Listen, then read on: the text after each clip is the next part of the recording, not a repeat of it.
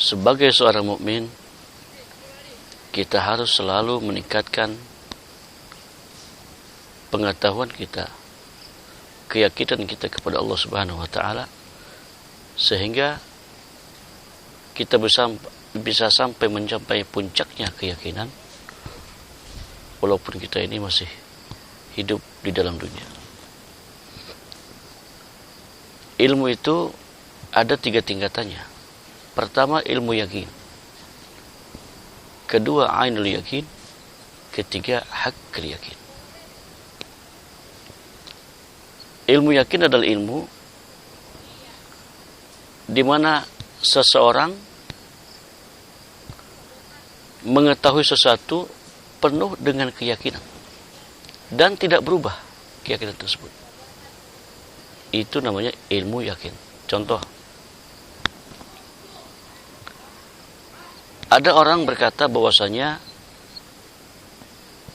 di satu negara di Timur Tengah ada tempat yang bernama Ka'bah. Begitu sampai berita itu kepada kita, timbul keyakinan kita memang betul bahwasanya di negara Timur Tengah sana ada tempat yang bernama Ka'bah, yaitu di Arab Saudi. Karena semua orang bercerita tentang hal itu, maka timbullah keyakinan dalam kita, dalam hati kita tentang tempat tersebut, bahwasanya memang ada. Maka keyakinan tersebut disebut dengan ilmu yakin. Kemudian kita punya kesempatan untuk pergi ke sana, naik pesawat, masuklah kita ke negara Mekah, turun kita di Jeddah, langsung ke Mekah, langsung ke Masjidil Haram.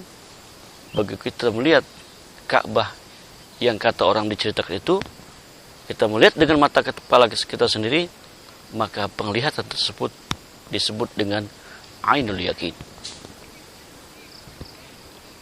Lalu kita mendekat kepada Ka'bah. Kita dekati, kita tawaf, sampailah kita menyentuh Ka'bah, meraba Ka'bah yang dulu kita hanya membayangkan saja, tapi sekarang sudah menjadi sebuah kenyataan.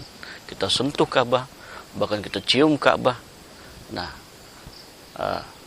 ilmu semacam itu disebut dengan haqqul yakin. Seorang mukmin mestinya ketika mendengar berita dari Allah Subhanahu wa taala tentang surga dan neraka misalnya, tentang keberadaan Allah Subhanahu wa taala, tentang sifat-sifat Allah Subhanahu wa taala, tentang alam-alam gaib, itu dia harus mencapai kepada haqqul yakin. Kenapa demikian? Karena semua ini ada dalam Al-Qur'an. Allah Subhanahu wa taala berfirman, "Kalla law ta'lamuna ilmal yaqin, la tarawunnal jahim, thumma la tarawunnaha 'ainal yaqin." Ilmu yaqin dan 'ainal yaqin semuanya Allah terangkan dalam Al-Quran. Begitu juga dengan haqqul yakin. Kata Allah Subhanahu wa taala dalam surat Waqiah, "Inna hadza lahuwal haqqul yaqin, fasabbih bismi rabbikal azim." Ya. Untuk menimbulkan keyakinan, bagaimana cara kita menimbulkan keyakinan, menumbuhkan keyakinan dalam hati kita tentang janji-janji Allah? Nah, itulah perjuangan kita untuk mempelajari ilmu agama, mempelajari berita-berita yang Allah sampaikan lewat Al-Quran atau Allah sampaikan lewat lisan Nabi Muhammad SAW. Semoga Allah Subhanahu wa taala meningkatkan iman kita, menjadikan kita semua orang-orang yang ahli yakin, yang mencapai ainul yakin, dan kelak kita akan mencapai haqqul yakin. Maka orang-orang semacam itulah yang disebut oleh orang-orang ahli tasawuf, disebut dengan orang-orang yang ahli kasyaf, orang yang sudah mencapai puncak keyakinan, sebagaimana yang dikatakan oleh Ali bin Abi Thalib. Kata beliau, "Lau kushifal hadzal ghita mazdatta yaqina." Kalau saja Allah buka semua ini, maka keyakinanku tidak akan bertambah.